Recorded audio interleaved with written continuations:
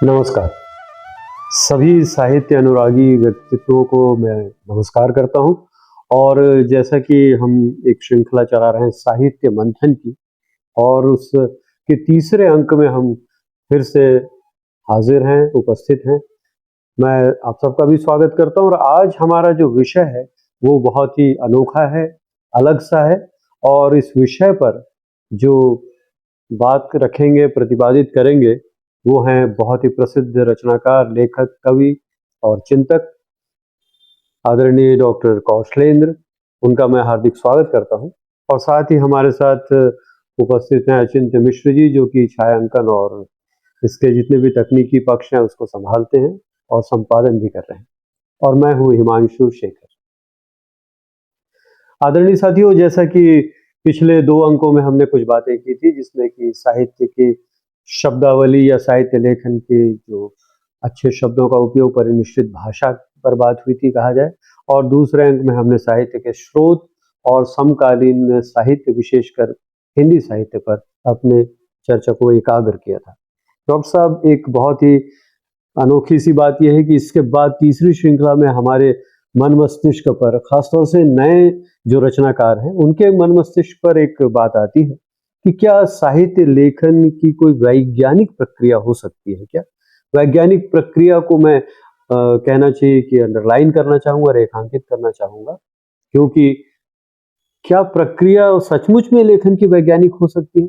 आप तो इस पर निश्चित रूप से बहुत अच्छी तरह से बता पाएंगे। मैं आपसे चाहूंगा कि आप इस पर अपना प्रारंभिक वक्तव्य रखें।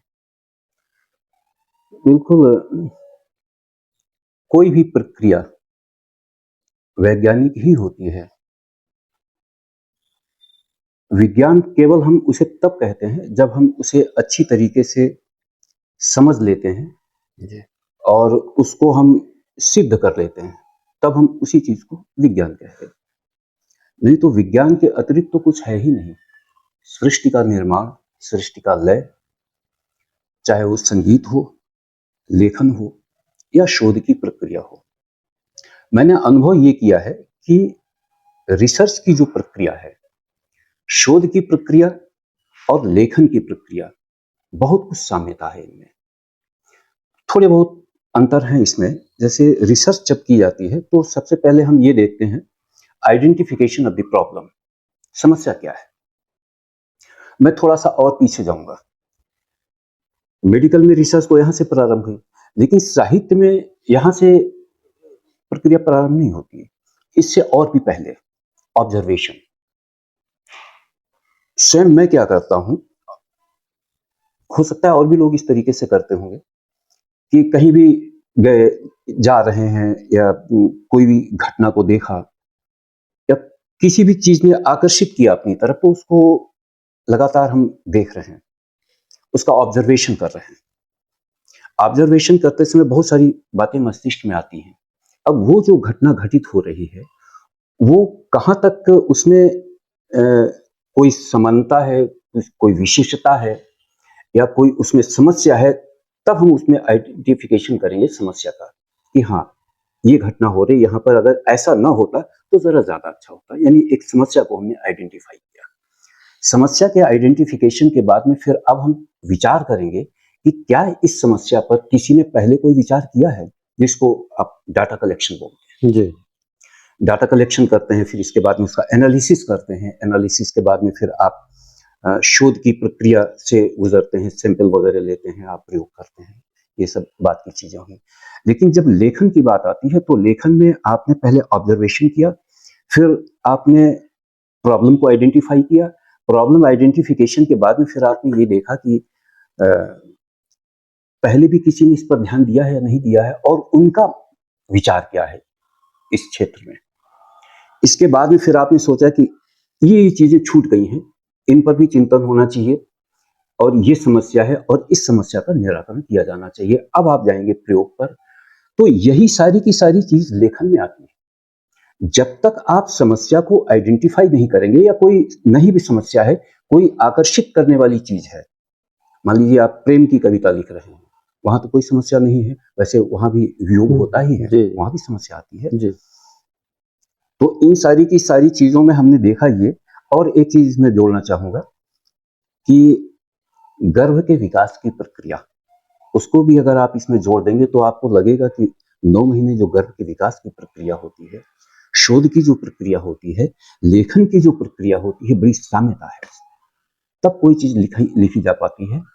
और अगर हम इन चीजों से होकर के नहीं गुजरते हैं, इन चीजों को ध्यान नहीं देते हैं, तो होता यह है कि हम जबरदस्ती लिख रहे हैं कुछ भी और फिर उसको कोई पढ़ता नहीं, वो फिर व्यर्थ होता है, उसका कोई मतलब। एक बहुत ही रोचक ही मैं हर बार कहता हूँ, बात आ रही है कि एक तो आप गर्भ की प्रक्रिया से भी इसको जोड़ रहे हैं, तो ठीक है, हर रचनाकार भी ये कहता है कि मैं उस वेदना से गुजरता हूँ और उसके बाद फिर कोई चीज़ आती है सामने।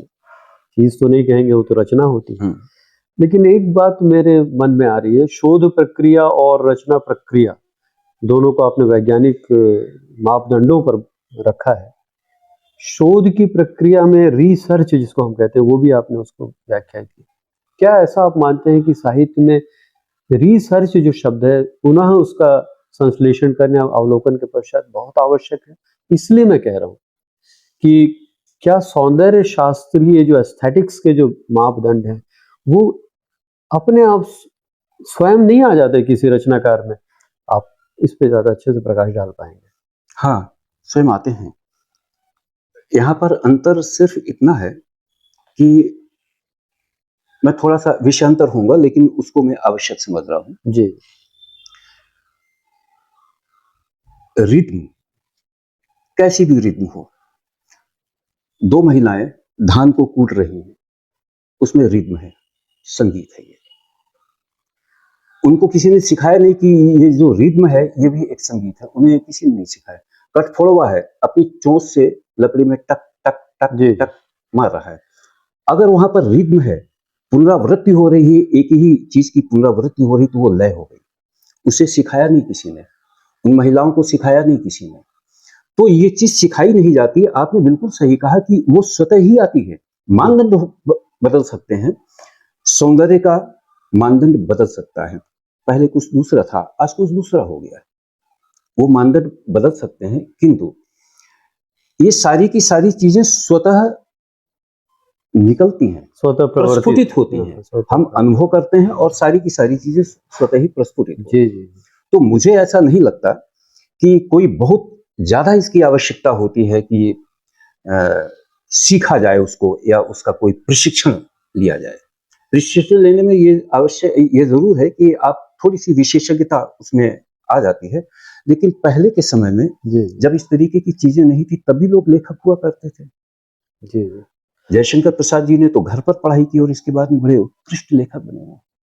तो क्या हम ये मान लें डॉक्टर साहब कि नव रचनाकार जो हैं, उनके लिए इस तरह का कोई बहुत साधारण शब्दों में कहा जाए तो कोई ओरिएंटेशन का, कोई उन्मुखीकरण का कोई काम नहीं हो सकता लेखन को लेकर? हाँ, हो सकता है। यहाँ पर 2 चीजें आती हैं। एक तो ये है कि करत करत अभ्यास के जड़मत होत सुजान।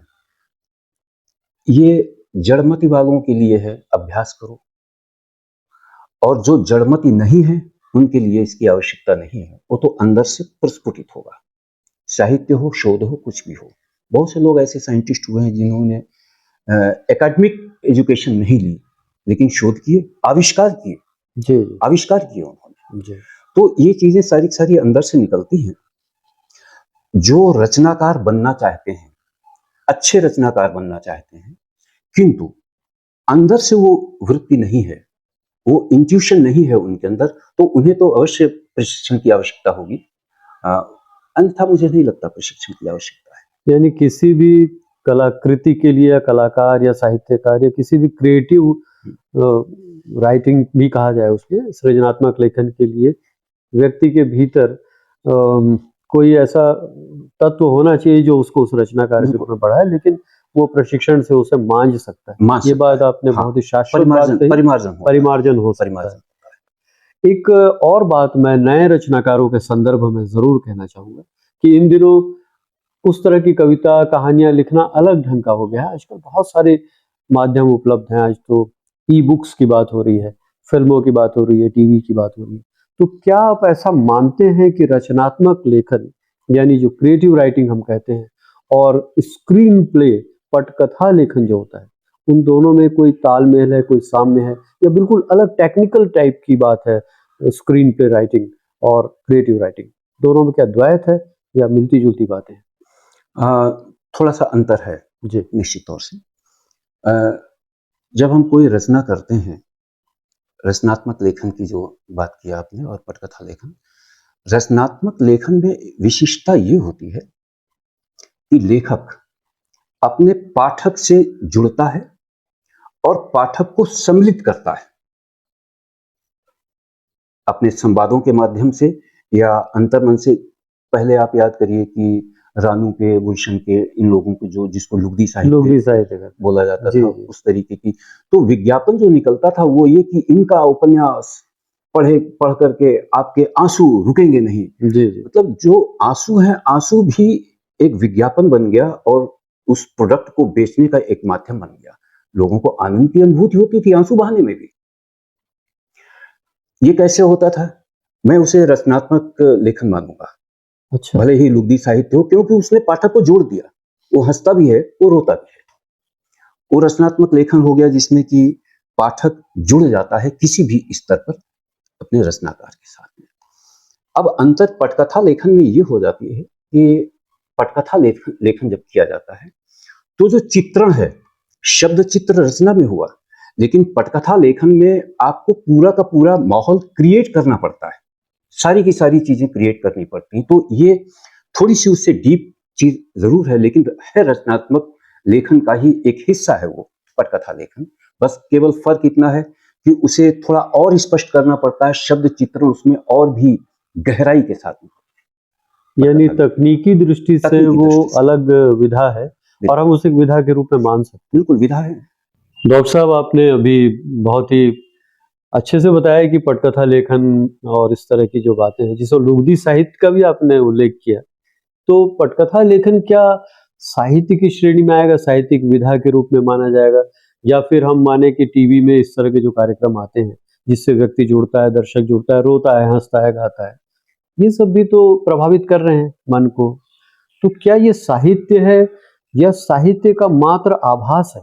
इस पर आप थोड़ा प्रकाश डालें। साहित्य है क्या? रिफ्लेक्शन।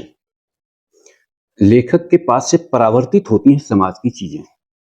अपने चारों तरफ जो भी वो बिंब देखता है उन्हीं को वो प्रतिबिंबित करता है। फिल्मों में भी बहुत सी फिल्में इस तरीके की हुई हैं जो कि एक यादगार बन गई हैं। उन पर वो बच्चों को पढ़ाई जाती है। क्लासिक्स हाँ, क्लासिक्स सही कह रहे हैं। उनको बच्चों को पढ़ाया जाता है कि ये देखिए ये बहुत अच्छी फिल्म है, ये खराब फिल्म है, इसमें ऐसा है। तो जो खराब फिल्में हैं या जो समाज में कोई सृजन नहीं करती, या कुछ फिल्में ऐसी जिनको देख करके लोगों को ये पता चलता है कत्ल कैसे करना चाहिए, डकैती कैसे डालनी चाहिए, तो ये भी रिफ्लेक्शन है, लेकिन ये रचनात्मक रिफ्लेक्शन नहीं है, ये विघटनात्मक है। इसे हम बिल्कुल भी साहित्य नहीं मान सकते। लेकिन वो पटकथा लेखन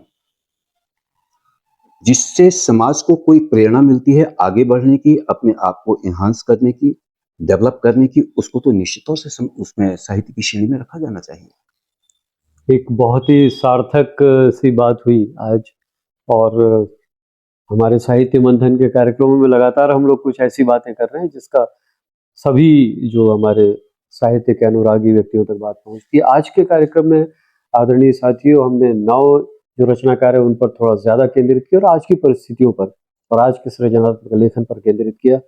हमारे साथ डॉक्टर कौशलेंद्र जुड़े रहे, मैं आपका बहुत आभार व्यक्त करता हूं। और संभाषा के इस कार्यक्रम को हम अल्प विराम दे रहे हैं, लेकिन आगे भी हम इसे जारी रखेंगे। और हमारे टेक्निकल एक्सपर्ट का भी हम धन्यवाद देते हैं, अचिंत्य जी का, और सभी लोगों का जो इसको देख रहे हैं। धन्यवाद।